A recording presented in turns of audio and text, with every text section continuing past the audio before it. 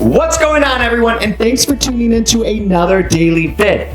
I am going to try something different today on the channel. I got a message yesterday from a mom asking for advice. Now, I get these DMs, emails, and even text messages within my community here of people asking me for advice or my point of view on things or what's my take on what they should do. I am no expert. I don't claim to be a guru or anything like that. Off of YouTube, though, I could say that some people say I have created success or a lifestyle that a lot of people would like to obtain. Now, going off of that, though, I only speak on my personal experience. What I have done for myself to do what I have achieved. Now, I'm not saying that my way is the right way and everybody else is wrong. It's all a matter of opinion on what you want to take from this. I just share my personal advice. So going off of this, I thought to share this personal take because actually I thought of myself when she said this, because a 17-year-old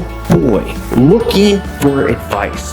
How many times have you been there in your life when you were younger? Come on, if you guys are in your 20s, 30s, 40s, 50s, or 60s, or wherever you are in life, how many times would have been awesome for somebody to be actually truly real and honest with you? Not all the fluff to fluff it all up for a child, but to be like, look, man, like, and just be heart to heart with them and really give them the take of life.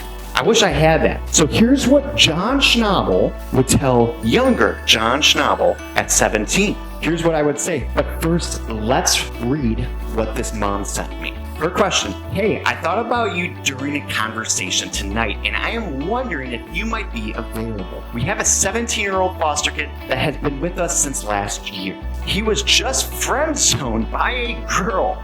Guys, who's been there? Who's been there? I've been there. I've been friend-zoned lots of times in my life. It's true, I have. But he was friend-zoned by a girl that he wanted to date, and now he is going hardcore on wanting to get big.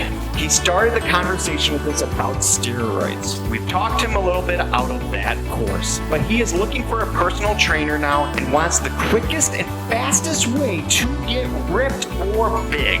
I followed some of your story on Facebook over the years, and I thought you could be a cool influence / mentor for him in this season.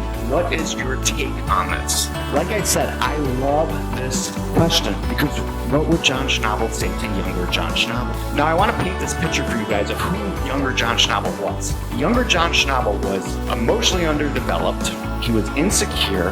He had low self-esteem. He did work out, though, because he tried to build himself up because he thought it would be a layer of protection. But kids still made fun of him because he shaved his head ever since he was 11 years old. Yep, I've been shaving my head since I was 11. And he looked like a fucking 40-year-old man in 9th grade who weighed 230 pounds. Yep, so that's me, pointed at. But what would I tell myself now that you got who I am with all these insecurities and blah, blah, blah? And this is what I would say. I personally only use steroids. Yes, I use steroids in my life.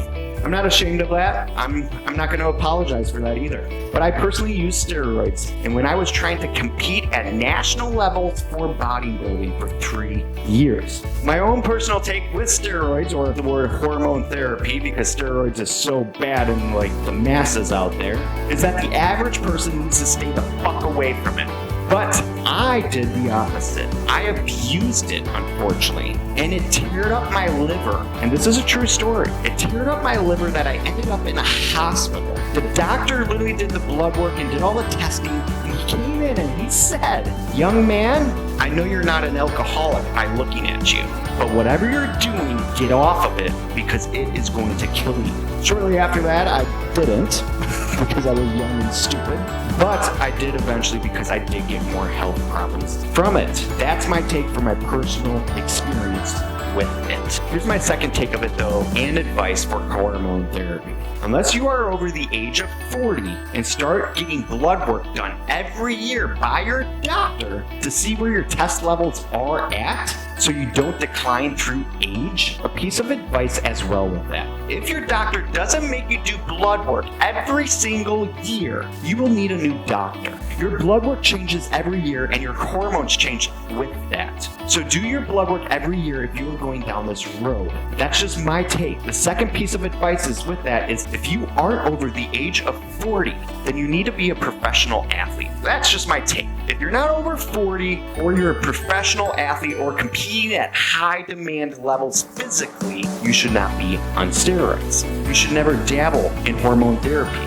To compete at a professional level by pushing the limits, that's when you should maybe talk about getting some gear. Otherwise, leave it alone. So going into the next thing here, who gives a fuck about one girl? Or 10 girls, for that fact. Same goes for girls with guys. Who cares? There are 8 billion people on the planet that you will run into that you will be attracted to. Trust me, just trust me on this. For instance, you could just go down to Florida on spring break.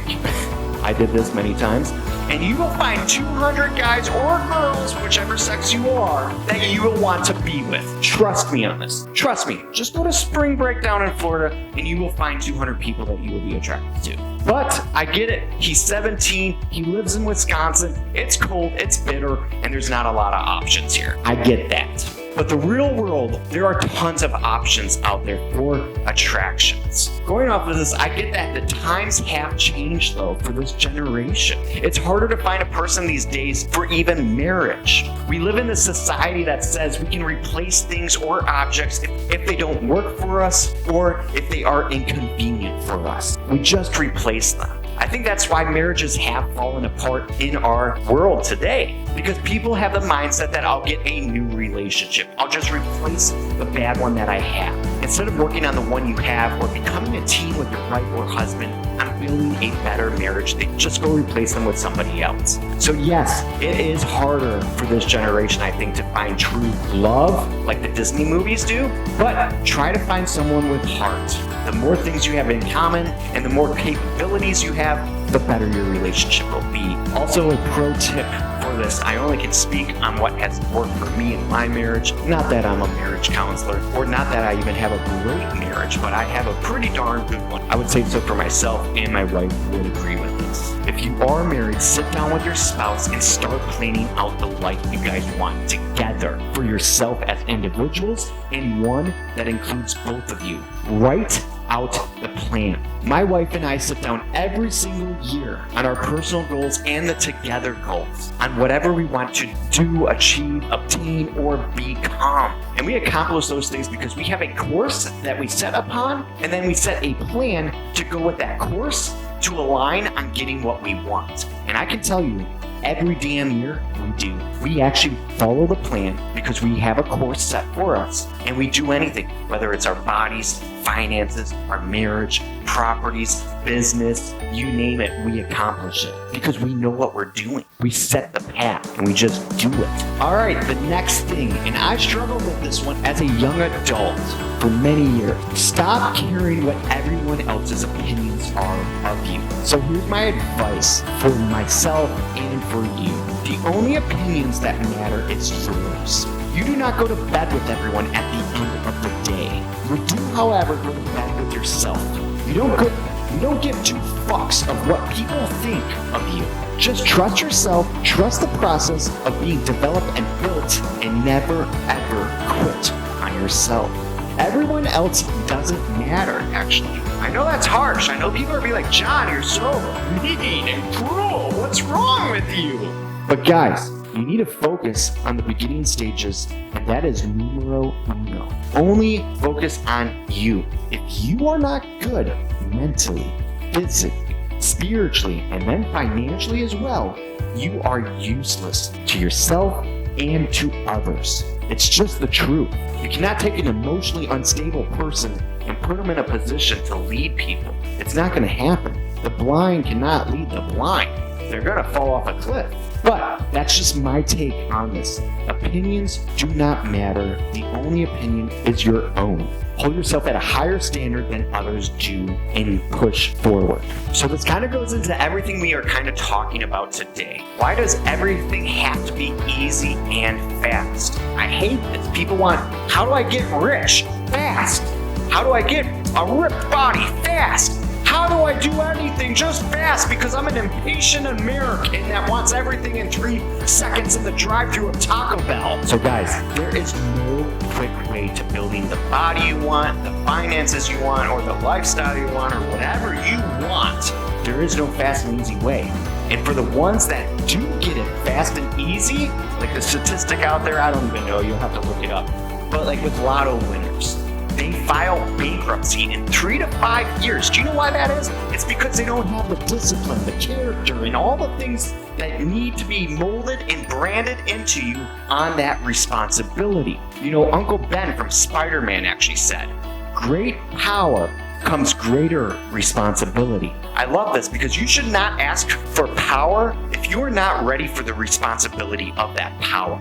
It's a great line. I mean, you could honestly use that for so much in life. But you need to remember this. It's supposed to be hard for you. It's supposed to be difficult. And it's supposed to challenge you. So the person you want to be and the person you are right now doesn't deserve to have that body or doesn't deserve to have millions of dollars. And that's because you don't deserve shit. I'm sorry. It's the truth. You don't. And neither did I. I'm just being honest. And you know why that is? And that's because you haven't been molded into the person that you need to become in order to maintain and obtain those things. You don't have the maturity. You don't have the discipline. You don't have the character. You don't have the wisdom and knowledge that has to be built over years and years of just trial and error for yourself. So you need to stop wishing like it's some magic genie. I'm just gonna wish here. Here we go. Yes. Oh, that's the spot. Yes, I got it. I'm wishing. You cannot do that. You need to start learning to learn. Learning to learn. If you don't know what that means, go to my previous video that I just posted, which is video number 71, Learning to Learn. Watch that and figure it out. So guys, I only can speak personally for myself and the success that I have built with my wife. No one gave a flying fuck who John Schnabel was for many, many years. I'm just being honest. All my 20s, people would probably bet money against me that I was not gonna make it. I failed high school. They told me I would only be able to hold a job at McDonald's and that's all I would be. All my 20s, I failed every single business that I did. It has taken years to get to this point. I've failed more than I have succeeded. I have failed businesses, I have failed relationships, and I have failed myself many times because I gave up during those times when I should have fought instead. But I still, overall, never gave up. I kept getting on the horse and kept riding forward. And that is why I am sitting here today sharing this with you, because I did make it.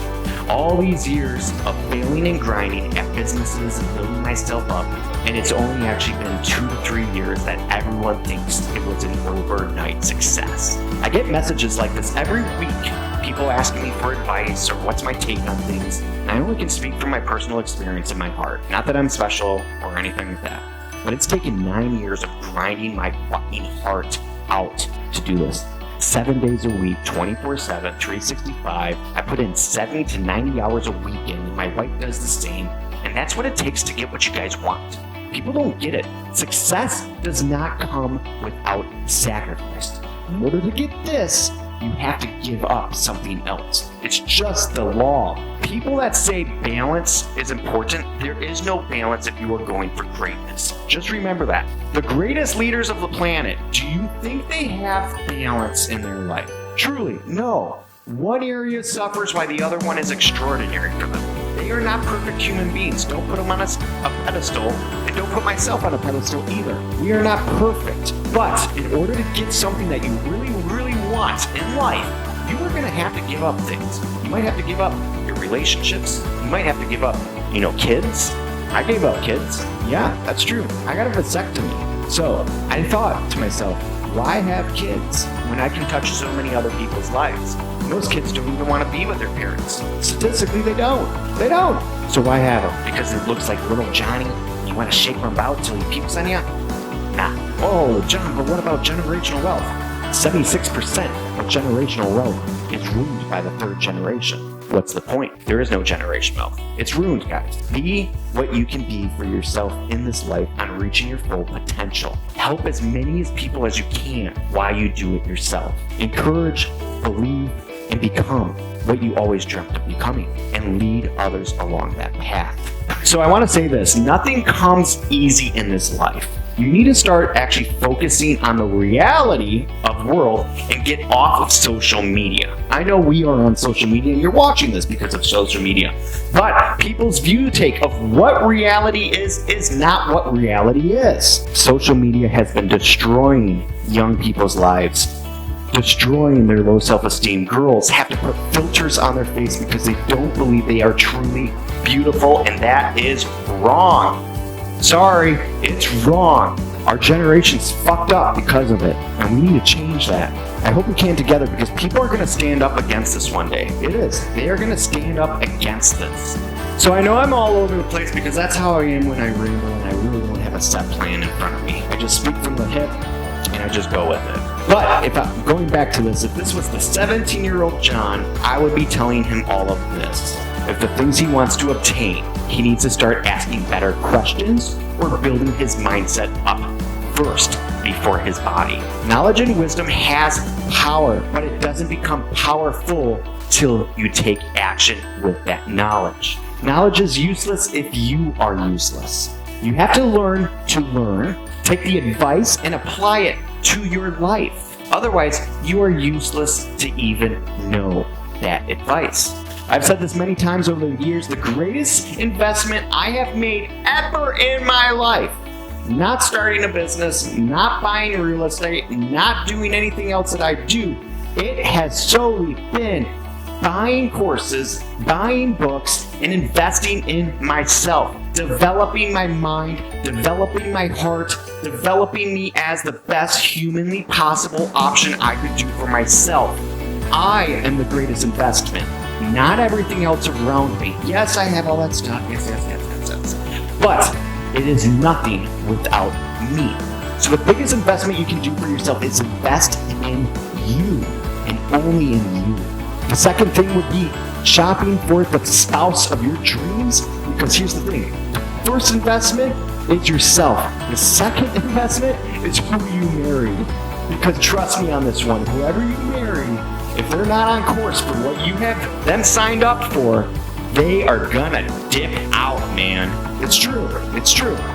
First piece of advice I would say, invest in yourself. The second biggest piece of investment that you should do is find the right spouse. I've gone through 2 and many other relationships too. Let's not get into that. But that would be my advice for investing in anything, is those 2 things first, yourself and the spouse. Then figure out the plan. Guys, I know this was a really deep and all over the place crazy video that I did today. But if you like this video and it has helped you in some sort of way, please give me a thumbs up on it. And also, if you think this could help somebody else out there that you're still watching, I hope you are, please share this video to your friends and family or social media. Please share it. It would mean the world to me. It would mean a lot to the channel. And guys, if you like what you see here, subscribe to the channel too, because we post every single day here. Guys, it's been real, it's been honest, and I really do appreciate you if you're still watching. Thanks again, and I will see you tomorrow.